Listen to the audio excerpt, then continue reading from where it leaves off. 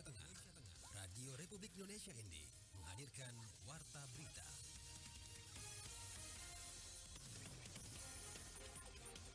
Selamat pagi saudara, Anda mendengarkan Warta Berita edisi Senin 18 Desember 2023 dengan sari berita.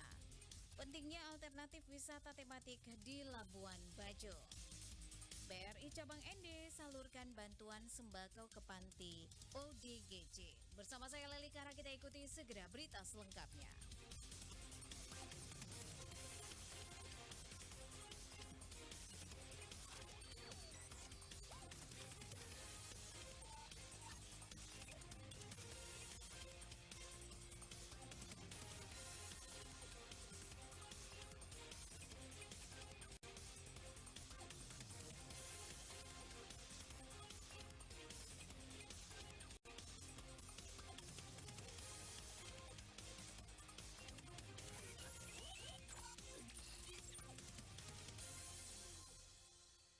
Pendengar, untuk tingkatkan jumlah wisatawan dan sebagai pengganti alternatif wisata lain selain wisata bahari pada saat cuaca buruk, Badan Pelaksana Otorita Labuan Bajo Flores berupaya kembangkan alternatif wisata tematik di Labuan Bajo. Epi Wahab melaporkan. Badan Pelaksana Otorita Labuan Bajo Flores berupaya agar kembangkan paket wisata tematik daratan di kota Labuan Bajo yang bisa menjadi alternatif wisatawan untuk menikmati Labuan Bajo. Hal ini disampaikan langsung oleh Direktur Utama BPO LBF Sana Fatina dalam dialognya bersama RRI, di mana ia menyampaikan pentingnya paket wisata ini, mengingat nilai jual wisata paling diminati di Labuan Bajo adalah wisata baharinya. Namun ketika memasuki cuaca buruk, tentunya paket wisata ini juga pasti akan ditutup sementara. Memang isu Labuan Bajo adalah seasonality-nya. Jadi ketika dia peak season dia rame, ketika dia low season dia bisa sepi sama sekali. Makanya kita lagi coba buat strategi bagaimana pengisian pada saat low season ini gitu ya, dengan bentuk paket-paket wisata yang berbeda. Makanya tidak hanya bisa ngobrol dengan airlines, tapi juga kita harus ngobrol dengan teman-teman industri. Nanti akan membuat paket-paket wisata yang tematik gitu ya, sehingga nanti bisa mengisi di pada saat low season. Nah, contohnya paling gampang adalah paket wisata yang nggak perlu berlayar ke pulau karena lagi ditutup, nggak boleh berlayar gitu ya, lagi cuaca buruk misalkan. Berarti kan kita bisa main di Labuan Bajonya kan, bisa mungkin ke desa wisatanya, bisa juga kita buat meeting package-nya atau event musik gitu di Labuan Bajo yang nggak perlu dia harus berlayar ke pulau. Selain itu, Sana juga menambahkan secara bertahap BPO LBF akan berupaya agar pertumbuhan wisatawan ke Labuan Bajo terus meningkat secara bertahap hingga 4 juta dalam waktu 25 tahun. Tentunya kita memang menyiapkan Labuan Bajo ini kan untuk jangka panjang ya, jadi untuk pertumbuhan wisatawannya yang tahun ini di angka 400 ribuan, kita akan naik terus 500 ribu sampai 1 juta sampai 4 juta, tapi dalam waktu 25 tahun ke depan. Nah, tentunya untuk karena 90% saat ini masih menggunakan penerbangan, maka ini salah satu channel atau kanal untuk wisatawan bisa datang ke Labuan Bajo, termasuk juga orang Labuan Bajo bisa keluar. Dengan beragamnya paket wisata yang ada di Labuan Bajo, maka akan berdampak pula semakin meningkatnya pertumbuhan wisatawan yang tentu akan berdampak pada perkembangan ekonomi masyarakat. Dari Labuan Bajo, Epi Wahab melaporkan. Kita beralih ke berita selanjutnya. Peringati HUT BRI ke-128, BRI Cabang ND salurkan bantuan sembako ke Panti Asuhan Naungan Kasih dan juga Lembaga Pelayanan Kasih Samaria yang menampung orang dengan gangguan jiwa ODGJ. Informasi ini selengkapnya disampaikan Rovinus Vula. Merayakan hari ulang tahun ke-128, BRI Cabang ND salurkan bantuan ke Panti Asuhan Naungan Kasih ND dan Lembaga Pelayanan Kasih Samaria yang menampung orang dengan gangguan jiwa. Kegiatan bakti sosial tersebut dilakukan keluarga besar BRI Kantor Cabang ND berlangsung pada Sabtu 16 Desember 2023. Kepala Kantor BRI Cabang ND Julian Naranata kepada media mengatakan keluarga besar BRI Cabang ND melaksanakan kegiatan Anjang Sana kedua panti asuhan di ND dengan membawa bingkisan berupa sembako bagi penghuni panti. Dijelaskan kegiatan bakti sosial ini sebagai bukti bahwa BRI tidak hanya menjalankan kegiatan bisnis tetapi juga memiliki kepedulian sosial kepada masyarakat di wilayah pelayanannya. Kepala Kantor BRI Cabang ND mengatakan BRI Cabang ND juga mendukung UMKM di wilayah pelayanan serta memberikan bantuan dampak sosial kepada masyarakat khususnya kepada pihak-pihak yang membutuhkan. Dalam rangka HUT BRI ke-128 melakukan bakti sosial, kegiatan memberikan kontribusi tidak hanya kegiatan bisnis tapi juga sosial kepada pihak-pihak yang membutuhkan di sini dan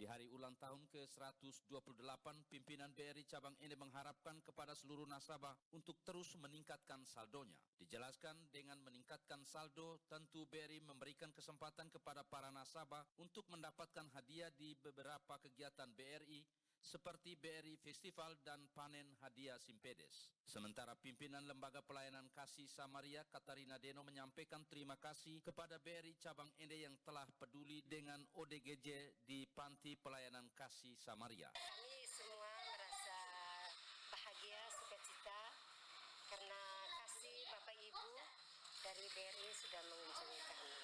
Jadi kami juga, mereka semua ini dari tadi mereka senang sekali karena setiap kali ada kunjungan, ada tari-tarian, ada menyanyi.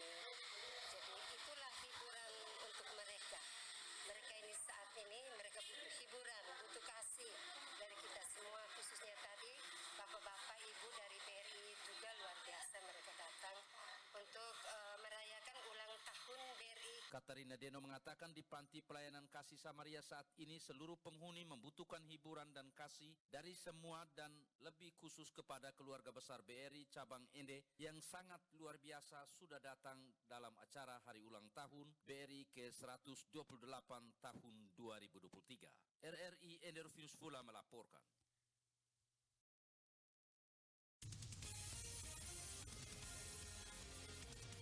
Anda sedang mendengarkan Warta Berita RRI ND. Pendengar, menjelang Natal dan juga Tahun Baru, Dewan Pastoral Paroki Santo Marinus Puurere Keuskupan Agung ND melaksanakan kegiatan aksi bersih lingkungan dan juga kegiatan pasar murah bagi umat lintas agama di wilayah Paroki Santo Marinus Puurere. Kegiatan bersih lingkungan dengan kegiatan pasar murah berlangsung pada Sabtu 16 Desember 2023 melibatkan berbagai stakeholder terkait. Ketua Dewan Pastoral Paroki Santo Marinus Puurere, Edi Lamuri, mengatakan kegiatan pasar murah sebelumnya Dewan Pastoral Paroki sudah merencanakan jelang Natal dan juga Tahun Baru akan melaksanakan kegiatan pasar murah untuk membantu umat lintas agama di wilayah Paroki Santo Marinus Puurere agar bisa membeli bahan kebutuhan pokok dengan harga yang murah. Edi Lamuri menjelaskan kegiatan pasar murah kerjasama pemerintah daerah Kabupaten ND bersama Perum Bulog ND dan mitra terkait lainnya untuk membantu masyarakat di wilayah Paroki Santo Marinus Puurere.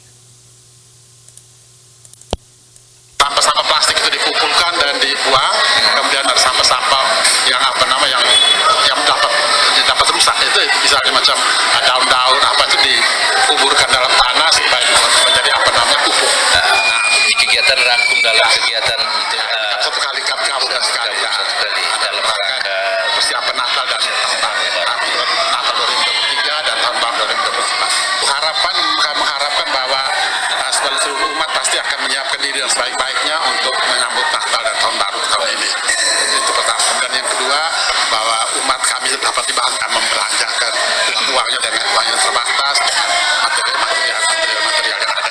Itu sangat terbantu. Juga ada tanggal 23 Desember nanti, itu kami juga akan siapkan 250 paket sembako untuk seluruh umat dalam provinsi. Edi Lamuri mengatakan kegiatan bakti sosial bersih lingkungan sebagai bentuk gerakan kesadaran umat membersihkan lingkungan yang dimulai dari lingkungannya masing-masing, dan aksi bersih lingkungan akan dilakukan secara berkala di wilayah paroki untuk menjaga kebersihan lingkungan.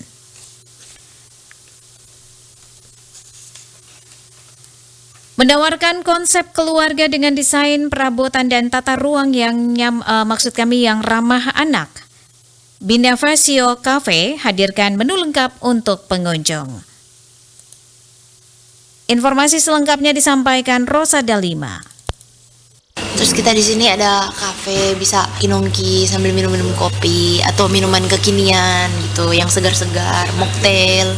Kafe yang terletak di Jalan Kalimutu, tepatnya di Grand Wisata Hotel ini resmi dibuka Sabtu 16 Desember 2023 kemarin. Owner Binavasio Cafe, Nadia Diviago, di sela kegiatan opening mengatakan Benefasio hadir untuk memberikan satu pilihan tempat nongkrong bagi anak muda sekaligus tempat berkumpul bagi keluarga-keluarga di Kota Ende. Selain wifi gratis yang ditawarkan kepada pengunjung, kafenya juga menyediakan menu lengkap mulai dari makanan ringan hingga berat. Karena konsep yang dihadirkan untuk semua kalangan, maka selain roti, gorengan, dan juga aneka mocktail atau racikan berbagai jenis sirup serta kopi-kopian, pihaknya juga menyediakan menu makanan berat yang bisa dipesan di restoran hotel. Karena kalau misalnya kita bikin fokusnya ke kayak orang kantoran atau orang nongki-nongki gitu, nanti yang family nggak bisa datang gitu, karena takutnya anak-anaknya nggak bisa duduk baik-baik gitu, takutnya jatuh atau gimana. Jadi aku buat konsepnya family, tapi bisa juga buat orang datang meeting, anak-anak muda buat nongki bisa juga. Terus kita juga punya ruangan smoking di luar. Jadi kalau misalnya orang mau merokok gitu bisa duduk di luar. Nadia menekankan jika harga makanan di Benefasio Cafe ramah di kantong, terjangkau oleh semua kalangan. Dia menyebutkan untuk harga roti mulai dari 5.000 hingga 12.000, sementara harga minuman tidak lebih dari Rp25.000. Benefasio Cafe juga menghadirkan kue Singapura yang viral yakni bolu bun dengan cita rasa sudah disesuaikan dan harga terjangkau.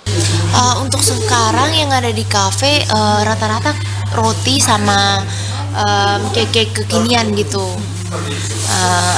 Contoh yang belum ada di sini kayak bolu bun itu kan dari Singapura. Aku bikin menyesuaikan dengan sesuai selera orang sini gitu. Dia menambahkan seluruh pekerja adalah anak muda Ende yang telah memiliki pengalaman sebagai barista dan juga waiter maupun waiters. Kedepannya, Benefasio Cafe juga mencoba menggandeng UMKM terkait dengan produksi makanan ringan atau camilan sebagai oleh-oleh bagi tamu. RRI Ende, Rosada 5 melaporkan. Realisasi pembangunan yang bersumber dari anggaran APBD 2 Kabupaten Ende Provinsi Nusa Tenggara Timur hingga awal Desember 2023 baru mencapai 55% lebih. Kondisi capaian yang masih rendah tersebut karena sebagian besar organisasi perangkat daerah OPD di lingkup Pemkab Ende belum memasukkan laporan hingga Desember 2023. Kepala Bagian Administrasi dan Pembangunan Setda Ende Nurdin SST mengatakan berdasarkan laporan yang diterima dari OPD di lingkup Pemkab Ende hingga 11 Desember 2023, realisasi fisik mencapai 55,68%, sedangkan realisasi keuangan mencapai 55,70%. Dikatakannya kondisi realisasi seperti ini karena sebagian besar OPD belum memasukkan laporan hingga Desember 2023. Selain itu ada proyek fisik di OPD yang tidak dilepas pada tahun anggaran 2023 dan akan berdampak pada capaian realisasi. Nurdin mengatakan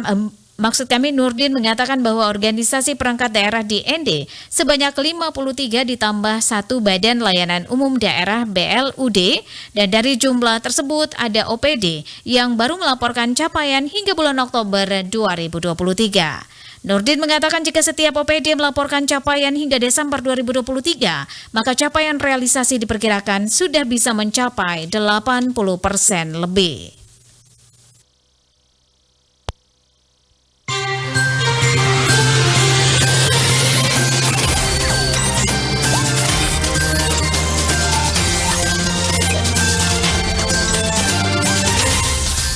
Terima kasih Anda telah mengikuti Warta Berita RRI Ende.